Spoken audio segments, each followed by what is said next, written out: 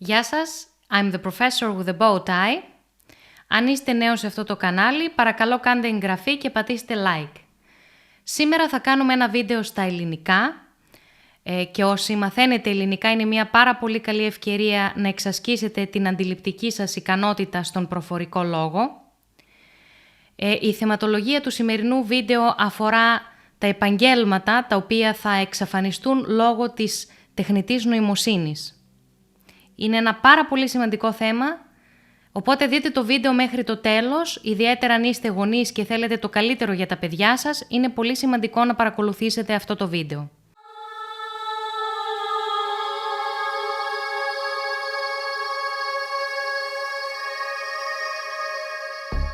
Αυτά που θα ακουστούν σήμερα βασίζονται σε επιστημονικές απόψεις. Εγώ θα συνεισφέρω τον φιλοσοφικό μου στοχασμό ως άνθρωπος που ασχολούμαι με τις ανθρωπιστικές επιστήμες και είναι πολύ σημαντικό αυτό το βίντεο να κοινοποιηθεί και σε άτομα τα οποία ασχολούνται με τις επιστήμες, είναι επιστήμονες, οπότε χρειάζονται φιλοσοφική σκέψη και ανθρωπιστικό όραμα. Ποια επαγγέλματα λοιπόν θα χαθούν από την τεχνητή νοημοσύνη? Όπως ξέρετε ιστορικά, οι βιομηχανικές επαναστάσεις έχουν οδηγήσει στην εξαφάνιση κάποιων επαγγελμάτων αλλά και στην εμφάνιση νέων. Για παράδειγμα, οι μηχανές αντικατέστησαν τα ανθρώπινα χέρια, όμως χρειάστηκαν ανθρώπινα χέρια για να χειριστούν τις μηχανές. Ας κάνουμε μία μικρή ιστορική αναδρομή στις 3 βιομηχανικές επαναστάσεις οι οποίες έχουν γίνει. Λοιπόν, η πρώτη βιομηχανική επανάσταση έγινε στα τέλη του 18ου αιώνα. Κατά τη διάρκεια αυτής της επανάστασης πραγματοποιείται η μηχανοποίηση της παραγωγής των αγαθών με τον ατμό και την ενέργεια που παίρνουν οι μηχανές από τον ατμό. Μετά η δεύτερη βιομηχανική επανάσταση έγινε στα τέλη του 19ου αιώνα, συμβατικά, έναν αιώνα μετά περίπου. Εκεί έχουμε το ηλεκτρικό ρεύμα και το πετρέλαιο που επίσης βοήθησαν στη λειτουργία των μηχανών και στην καλύτερη απόδοσή τους και στην παραγωγικότητα. Ακόμα βέβαια το ανθρώπινο δυναμικό χρειαζόταν για να, όπως είπαμε και πριν, να χειριστεί τις μηχανές με τον καλύτερο δυνατό τρόπο. Η τρίτη βιομηχανική επανάσταση λοιπόν έρχεται στον 20ο αιώνα, περίπου στο 1990, όπου έχουμε τους ηλεκτρονικούς υπολογιστές και την ευρεία διάδοση του ίντερνετ. Και σε αυτή την περίπτωση πάλι εξαφανίστηκαν κάποια επαγγέλματα, χρειάστηκαν όμως ανθρώπινα χέρια για να χρησιμοποιήσουν τους υπολογιστές και να δίνουν τις εντολές ώστε να προχωράει η παραγωγή. Τώρα λοιπόν βιώνουμε ίσως το μεταβατικό στάδιο προς την αρχή της 4ης βιομηχανικής επανάστασης. Βλέπετε ότι στις προηγούμενες 3 βιομηχανικές επαναστάσεις μεσολάβησε το διάστημα του ενός αιώνα. Ενώ σήμερα από την τρίτη βιομηχανική επανάσταση που πραγματοποιήθηκε γύρω στο 1990 και σήμερα είμαστε στο 2021, βλέπετε ότι έχει μεσολαβήσει πολύ μικρό χρονικό διάστημα από την έλευση της 4ης βιομηχανικής επανάστασης. Δεν πέρασε καν ένας αιώνας. Και αυτό λόγω της αλματώδους προόδου της τεχνολογίας και ειδικότερα της τεχνητής νοημοσύνης. Σε 10 χρόνια από τώρα η ζωή μας θα είναι πολύ διαφορετική, όπως 10 χρόνια πριν η ζωή μας ήταν πολύ διαφορετική. Στην 4η λοιπόν βιομηχανική επανάσταση που βιώνουμε τώρα, κυρίαρχο ρόλο θα παίξει η τεχνητή νοημοσύνη και οι αλγόριθμοι. Συγκεκριμένα, σχετικά με την τεχνητή νοημοσύνη, πρέπει να γνωρίζετε ότι η τεχνητή νοημοσύνη, που ήδη υπάρχει εδώ και πάρα πολλά χρόνια στη ζωή μας, χωρίζεται σε τεχνητή νοημοσύνη ειδικού σκοπού και τεχνητή νοημοσύνη γενικού σκοπού. Θα αναφερθούμε πρώτα στην τεχνητή νοημοσύνη ειδικού σκοπού, η οποία αφορά συγκεκριμένες εργασίες που αναλαμβάνουν μηχανήματα, τα οποία δεν χρειάζονται τα ανθρώπινα χέρια, αλλά λειτουργούν αυτοματοποιημένα. Οπότε καταλαβαίνετε ότι εφόσον δεν χρειάζονται πλέον τα ανθρώπινα χέρια για να λειτουργήσουν αυτά τα μηχανήματα, χάνονται και κάποια επαγγέλματα. Η βασική διαφορά της 4ης βιομηχανικής επανάστασης με όλες τις προηγούμενες είναι ότι πλέον τα ανθρώπινα χέρια δεν χρειάζονται καν ούτε για να χειριστούν τις νέες μηχανές που θα έρθουν. Οπότε καταλαβαίνετε ότι η ανεργία θα χτυπήσει κόκκινο, μαζί με όλους τους κινδύνους και όλες τις κοινωνικές αναταραχές που θα έρθουν. Και θέλω να επισημάνω σε αυτό το σημείο ότι όλα αυτά δεν τα λέω για να προκαλέσω σύγχυση, αλλά αφύπνιση για όλα αυτά που θα έρθουν στο μέλλον και που πρέπει να είμαστε παρόντες, χωρίς να αφήνουμε τις τύχες μας σε κάποιους ολιγάρχες, οι οποίοι κρατούν τα μέσα κοινωνικής δικτύωσης στα χέρια τους, κρατούν τους αλγορίθμους, την τεχνολογία και μπορεί αυτό στο μέλλον να οδηγήσει σε ένα τύπο δικτατορικού πολιτεύματος με ό,τι αυτό συνεπάγεται για εμάς τους απλούς πολίτες. Ας δούμε λίγο την τεχνητή νοημοσύνη ειδικού σκοπού. Σύμφωνα με τον Stuart Russell και το βιβλίο του, το οποίο είναι μεταφρασμένο στα ελληνικά, για την τεχνητή νοημοσύνη, ρωτάει, συμβατή με τον άνθρωπο, είναι συμβατή με τον άνθρωπο? Η τεχνητή νοημοσύνη και το πρόβλημα του ελέγχου. Εγώ από όλα αυτά που γράφει εδώ ο κύριος Ράσελ εστίασα συγκεκριμένα στα επαγγέλματα. Μπορείτε να συμβουλευτείτε και πληθώρα άλλων ειδικών, απλώς επιλέγω συγκεκριμένους ειδικούς οι οποίοι έχουν περγαμηνές και δύσκολα μπορεί να αμφισβητηθεί η γνώση τους. Οπότε ο κύριος Ράσελ είναι καθηγητής επιστήμης των υπολογιστών και κάτοχος της έδρας μηχανικής Smith Zadeh στο Πανεπιστήμιο της Καλιφόρνιας στο Berkeley των Ηνωμένων Πολιτειών Αμερικής. Σπούδασε φυσική στην Οξφόρδη και ολοκλήρωσε το διδακτορικό του στην επιστήμη των υπολογιστών στο Πανεπιστήμιο του Στάνφορντ. Τέλος πάντων, δεν χρειάζεται να πούμε άλλα, καταλαβαίνετε ότι είναι διακεκριμένος ο άνθρωπος, οπότε πηγαίνουμε λίγο στην τεχνητή νοημοσύνη ειδικού σκοπού, που σας εξήγησα πριν τι εννοούμε τεχνητή νοημοσύνη ειδικού σκοπού. Εδώ ο κύριος Ράσελ αναμένει ότι θα εμφανιστούν νοήμονες βοηθοί. Νοήμονες τι σημαίνει? Με νόηση, μηχανές με νόηση να σκέπτονται, που θα βοηθήσουν τον άνθρωπο στις εργασίες του. Πολύ καλό αυτό, έχει τα θετικά, αλλά έχει και πολλά αρνητικά. Πάμε συγκεκριμένα να δούμε ποια επαγγέλματα θα χαθούν από την τεχνητή νοημοσύνη ειδικού σκοπού, που ήδη επειδή υπάρχει στη ζωή μας εδώ και πολλά χρόνια έχουν χαθεί. Βλέπετε παραδείγματος χάρη τους ταμείες των τραπεζών ή το ανθρώπινο δυναμικό των τραπεζών που βαίνει μειούμενο διαρκώς στα τελευταία χρόνια λόγω της αυτοματοποίησης των τραπεζικών συστημάτων. Για να δούμε τι λέει στη σελίδα 167. Δυστυχώς, μεταξύ 2010 και 2016, περίπου 100.000 ταμείες έχασαν τη δουλειά τους και το Γραφείο για τα Στατιστικά της Εργασίας των ΗΠΑ προβλέπει ότι θα χαθούν ακόμα 40.000 θέσεις εργασίας μέχρι το 2026. Οι διαδικτυακές τραπεζικές υπηρεσίες και η τεχνολογία αυτοματισμού εκτιμάται ότι θα συνεχίσουν να αντικαθιστούν περισσότερες εργασίες που παραδοσιακά έκαναν οι ταμείες. Οι πρόοδες στην τεχνολογία όπως τα ταμεία αυτοεξυπηρέτησης και οι αυξανόμενες διαδικτυακές πωλήσεις θα συνεχίσουν να περιορίζουν την ανάγκη για ταμείες. Και οι δύο τομείς φαίνεται να ακολουθούν καθοδική πορεία. Το ίδιο ισχύει για όλες σχεδόν τις εργασίες χαμηλής εξειδίκευσης που απαιτούν εργασία με μηχανές. Και τώρα θα δούμε επαγγέλματα χαμηλής εξειδίκευσης. Το αγαπημένο, λέει, παράδειγμα των μέσων ενημέρωσης είναι το επάγγελμα των οδηγών. Λέει ότι στις Ηνωμένες Πολιτείες υπάρχουν περίπου 3,5 εκατομμύρια οδηγοί φορτηγών. Πολλές από αυτές τις θέσεις εργασίας είναι ευάλωτες στον αυτοματισμό. Η Amazon, μεταξύ άλλων εταιριών, χρησιμοποιεί ήδη αυτοκινούμενα φορτηγά για μεταφορά φορτίων μέσω διαπολιτιακών αυτοκινητοδρόμων, αν και προς το παρόν, ως εφεδρικούς οδηγούς χρησιμοποιεί ανθρώπους. Είναι αρκετά πιθανό το μεγαλύτερο μέρος κάθε μεγάλης διαδρομής να εκτελείται σύντομα αυτόνομα και οι άνθρωποι τουλάχιστον προς το παρόν να οδηγούν όπου υπάρχει κίνηση μέσα στις πόλεις ή στα σημεία παραλαβής και διανομής. Όπως καταλαβαίνετε, στο μέλλον με τη σύνδεση των πραγμάτων στο Internet of Things, θα συνδέονται όλα τα πράγματα, όπως και τα αυτοκίνητα, οπότε αυτόματα θα πληκτρολογείται η διαδρομή και τα αυτοκίνητα θα εκτελούν το δρομολόγιο χωρίς την παρουσία οδηγού. Ακόμα και τα αστικά λεωφορεία, τα λεωφορεία γενικότερα, στις μαζικές συγκοινωνίες. Οπότε καταλαβαίνετε τι θα γίνει όταν χαθούν όλες αυτές οι θέσεις εργασίας. Λοιπόν, άλλα επαγγέλματα. Κινδυνεύουν επίσης και οι υπάλληλοι εργασιών γραφείου. Το Γραφείο για τα Στατιστικά της Εργασίας προβλέπει μείωση της τάξης του 13% την κατακεφαλή απασχόληση των ασφαλιστών από το 2016 ως το 2026. Ασφαλιστές λοιπόν. Και το εξηγεί με επιχειρήματα. Το αυτόνομο λογισμικό ασφάλισης επιτρέπει στους εργαζόμενους να επεξεργάζονται τις αιτήσεις τους πιο γρήγορα από ποτέ, μειώνοντας την ανάγκη για πολλούς ασφαλιστές. Βλέπετε και σήμερα ότι υπάρχουν κάποιες εφαρμογές οι οποίες συγκρίνουν τιμές ασφαλιών. Αντί να πάτε σε έναν ασφαλιστή, λοιπόν, μπορείτε πάρα πολύ εύκολα μέσω ίντερνετ να ψάξετε διαφορετικές ασφαλιστικές εταιρείες και να συγκρίνετε τις τιμές τους. Υπάρχουν μάλιστα και συγκεκριμένες εφαρμογές που το κάνουν οι ίδιες για εσάς. Οπότε καταλαβαίνετε ότι και αυτό το επάγγελμα πηγαίνει στα τάρταρα.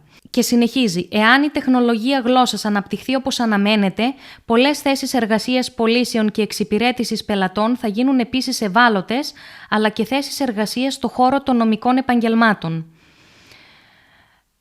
Και νομικά επαγγέλματα δηλαδή, και οι νομικοί είναι ευάλωτοι.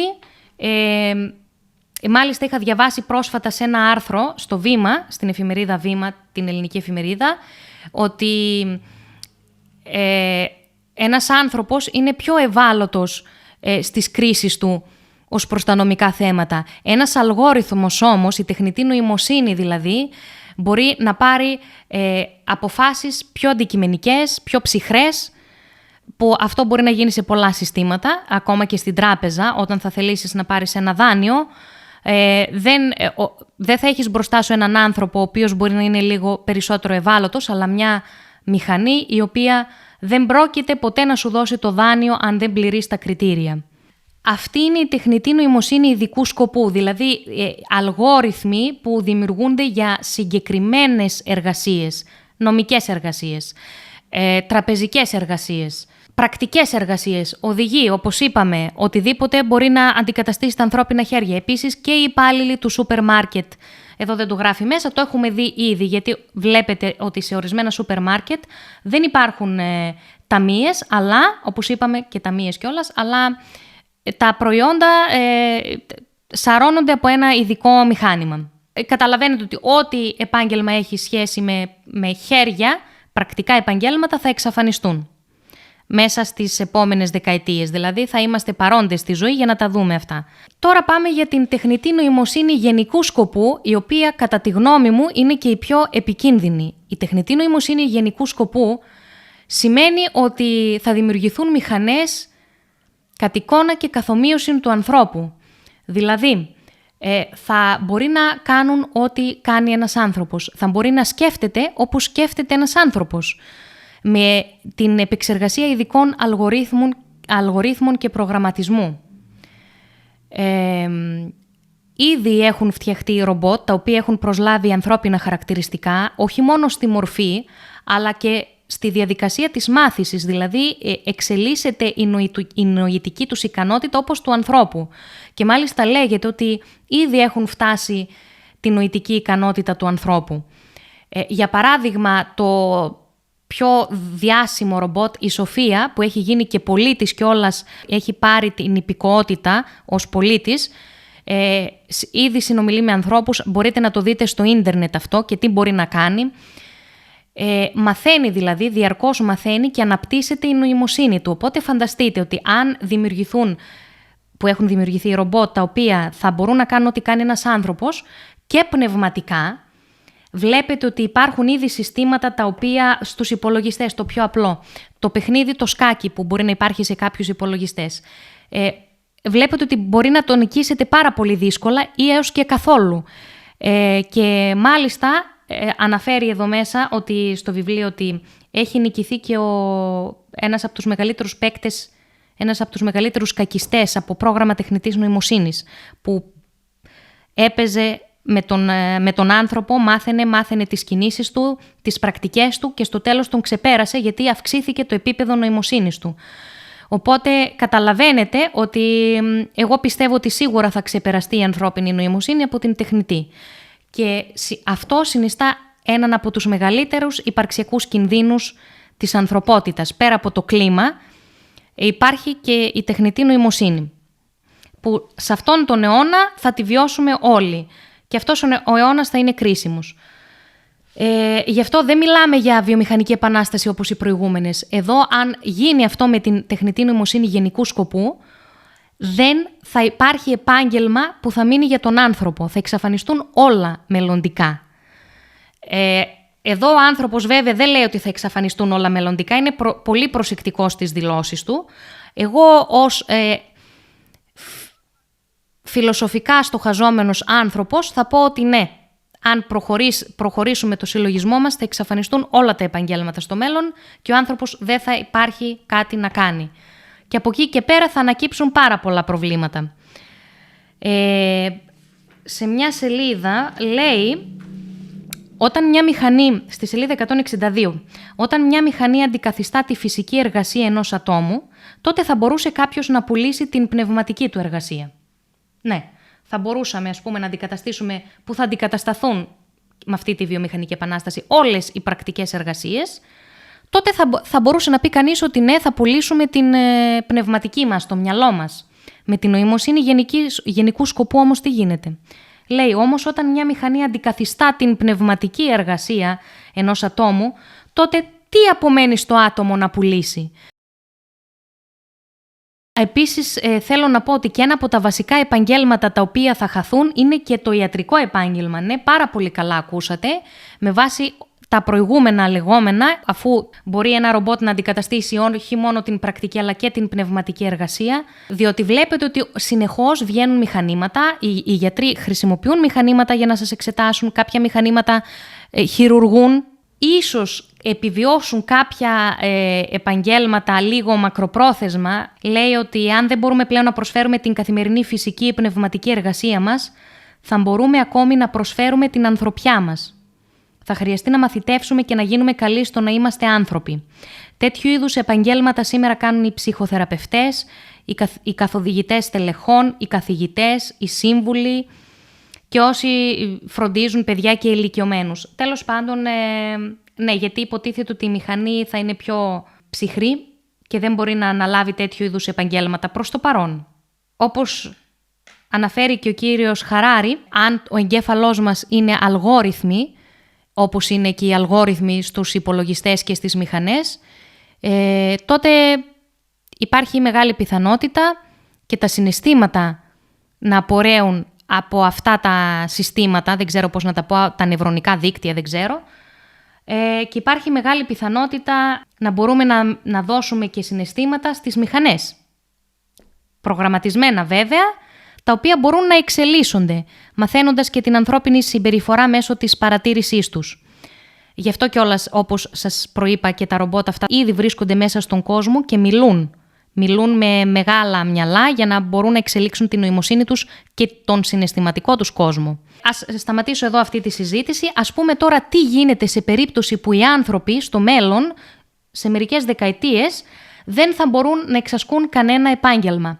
Τι θα συμβεί, πώς θα ζουν? Ήδη συζητείται από το 2018 το παγκόσμιο βασικό εισόδημα. Σίγουρα θα το έχετε ακούσει και αν δεν το έχετε ακούσει κάποιοι θα το ακούσετε τώρα και στο μέλλον πάρα πολύ συχνά και από τις κυβερνήσεις να το αναφέρουν.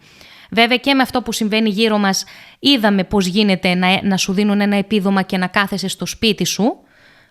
Καταλαβαίνετε, όλο αυτό το σύστημα τώρα που γίνεται, αυτό που έχουμε γύρω μας βοηθάει πάρα πολύ στην μετάβαση στην τέταρτη βιομηχανική επανάσταση.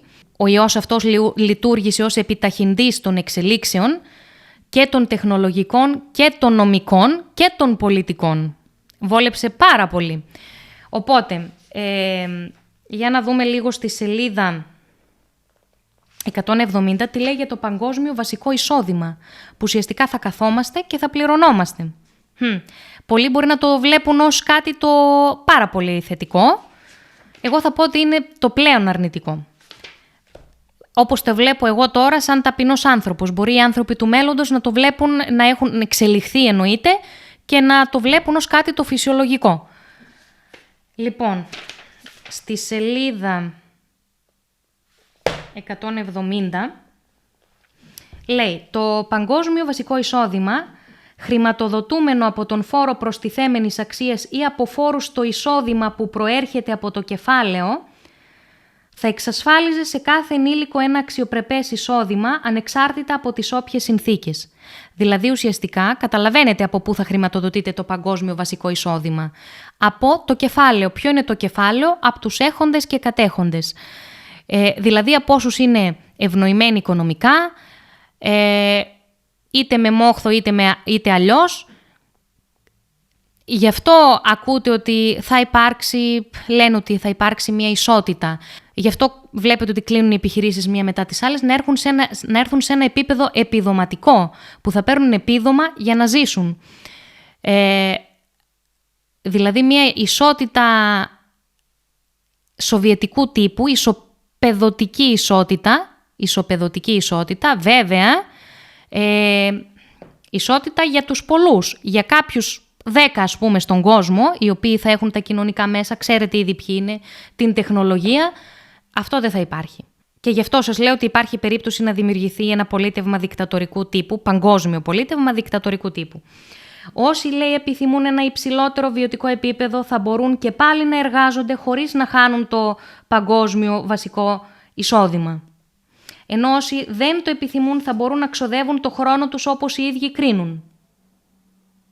Προς το παρόν δηλαδή θα μπορούσε κάποιος να δουλεύει.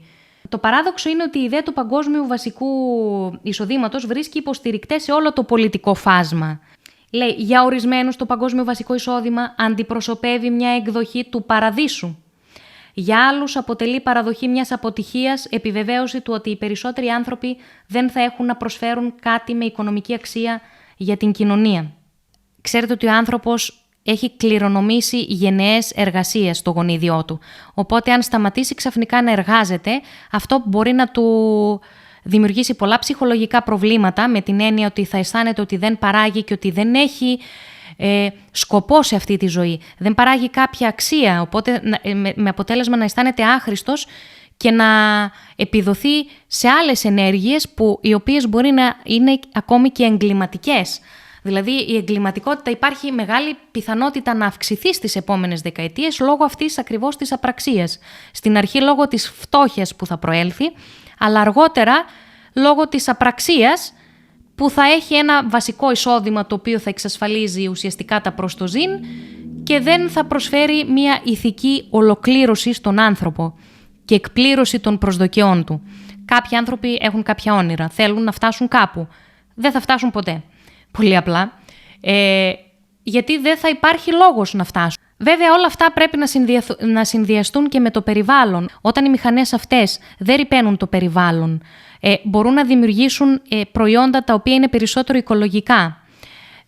Θα περιορίσουν τις μετακινήσεις των ανθρώπων με την έννοια ότι δεν θα πηγαίνουν στη δουλειά τους, άρα τα καύσιμα θα μειώνονται και δεν θα ρυπαίνουν το περιβάλλον. Όλα αυτά είναι αλληλένδετα. Η πραγματικότητα δεν έχει μία αλήθεια, έχει πολλές. Οπότε χρειάζεται μια μεγαλύτερη συνειδητοποίηση στο επίπεδο της σκέψης μας. Βέβαια αυτό μπορεί να προκαλέσει και ψυχολογικά προβλήματα, όπως έχουμε πει, γιατί η αλήθεια είναι σκληρή και όσο περισσότερο ανακαλύπτουμε την αλήθεια για το σύμπαν και το χώρο στον οποίο ζούμε, τόσο περισσότερο θα αυξάνεται το άγχος, το υπαρξιακό μας άγχος για το τι μας περιβάλλει και το τι είναι αυτό που υπάρχει και μας δημιούργησε κτλ. Να πω και κάτι τελευταίο για το παγκόσμιο βασικό εισόδημα, το οποίο... το παγκόσμιο βασικό εισόδημα, λοιπόν, είμαστε σχεδόν 9 δισεκατομμύρια, θα αυξηθεί, δηλαδή αυξάνεται ο πληθυσμός και είμαστε 8 δισεκατομμύρια προς 9. Το παγκόσμιο βασικό εισόδημα θα δίνεται από τους πλούσιους στους φτωχούς ουσιαστικά, από ό,τι καταλάβαμε. Οπότε θα υπάρξουν κοινωνικές αναταραχές. Θα υπάρξει κλείσιμο επιχειρήσεων.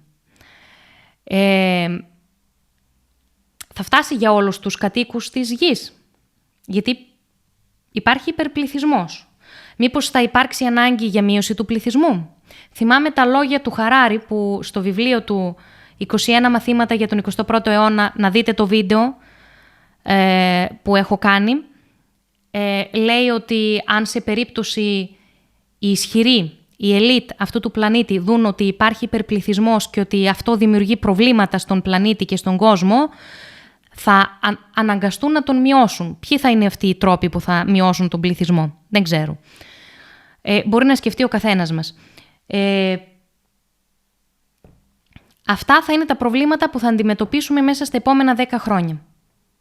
Για τον υπερπληθυσμό, για το τι θα γίνει με το εισόδημα, για τη μεγάλη ανεργία που θα έρθει, οπότε θα πρέπει να είμαστε πλήρως συνειδητοποιημένοι και τα λέω αυτά όχι για να σας τρομάξω, αλλά για να έχετε το νου σας, ώστε να μην σας προβατοποιήσουν, σας κλείσουν μέσα σε ένα μαντρί, με μια τηλεόραση μπροστά, σας προβάλλουν αυτά που χρειάζεται να σας προβάλλουν, δεν διεκδικείτε τα δικαιώματά σας, βλέπετε τα reality, τα οποία υποβαθμίζουν την νοητική σας ικανότητα και έτσι οι ηθήνοντες προωθούν τα σχέδιά τους, προωθούν και τη μείωση του πληθυσμού σας χωρίς να το καταλαβαίνετε.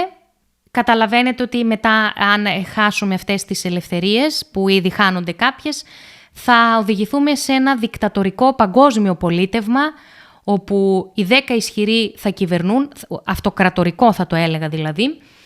Μου θυμίζει την Ρωμαϊκή Αυτοκρατορία, τη Βυζαντινή Αυτοκρατορία.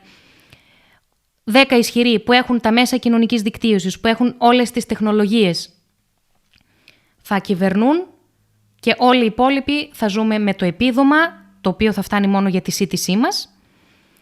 Έτσι δεν θα μολύνουμε και το περιβάλλον και θα είμαστε και υπάκουοι. Δεν θα έχουμε όνειρα και στόχους. Βέβαια είναι ένα βλοσιρό μέλλον. Τέλος πάντων θα συζητήσουμε και άλλη στιγμή γι' αυτά. Το θέμα είναι ότι πρέπει αυτοί οι 10 ισχυροί να ασχοληθούν με την ανθρωπιστική παιδεία. Θα πρέπει να διαβάσουν φιλοσόφους, να δεχτούν μαθήματα από όσους ασχολούνται με τις ανθρωπιστικές επιστήμες. Πρέπει να έχουν συμβούλους τέτοιους ανθρώπους, ώστε να προσέξουν τον άνθρωπο και όχι τη μηχανή. Ώστε να προσέξουν την αξία του ανθρώπου και όχι την αξία της μηχανής που μπορεί να μεταφραστεί σε χρήμα ή σε απόλυτη εξουσία. Γιατί η μηχανή στο τέλος μπορεί ακόμα και εσένα, ο οποίος κυριαρχεί στον πλανήτη, να σε καταστρέψει. Γιατί, για παράδειγμα, δημιουργήσαμε την αριθμητική μηχανή, που κάνουμε πράξεις αριθμητικές. Πρώτο ο άνθρωπος τις έκανε με το μυαλό του. Πλέον τις κάνει ή με το γραπτό του, τέλος πάντων. Πλέον τις κάνει με τη μηχανή αυτή. Δηλαδή αυτή η μηχανή έχει περισσότερη νοημοσύνη ειδικού σκοπού σε αυτό το συγκεκριμένο τομέα από ό,τι στον άνθρωπο. Τι μας εμποδίζει λοιπόν στο μέλλον οι μηχανές να αποκτήσουν υπερνοημοσύνη και να κατακτήσουν ακόμα και σένα που θεωρείς ότι είσαι ο ισχυρός του πλανήτη και ότι ελέγχεις τις μηχανές. Οπότε πρέπει να λάβετε υπόψη σας την ανθρωπιστική παιδεία, τους ανθρωπιστές δασκάλους και καθηγητές και να δώσετε έμφαση, θα το ξαναπώ 1000 φορές, στην ανθρωπιστική παιδεία, στην ανθρωπιστική μάθηση, στις ανθρωπιστικές σπουδές. Μην δίνετε έμφαση μόνο στα επαγγέλματα αλγορίθμου, τα οποία θα κυριαρχήσουν τις επόμενες δεκαετίες μέχρι να εξαφανιστούν και αυτά πλήρως. Δώστε έμφαση και στα δύο και προσοχή στις ανθρωπιστικές επιστήμες. Αλλιώς